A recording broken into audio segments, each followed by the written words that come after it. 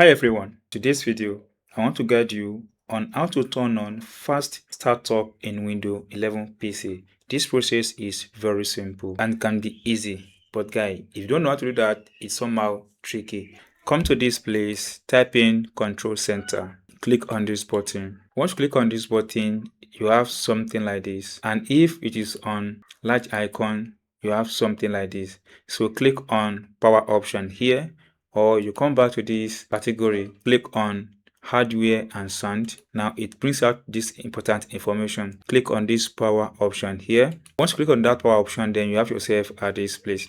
And this side, click on what the power option do. This one, click on it. Once you click on it, you have yourself at this page. Now by default here, it is not available here.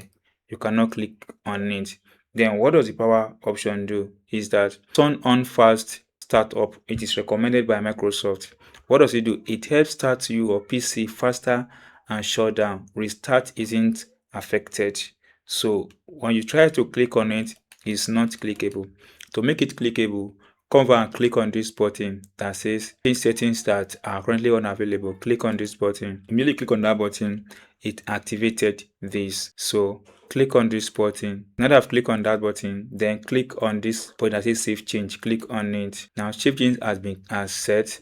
Now make sure you check it and it's enabled. Click on it again to prove it is enabled. Now it has been enabled. That's all. You've been able to turn on fast startup in Windows 11 PC. If you get this tip and if you not subscribe, please subscribe for more updates like this.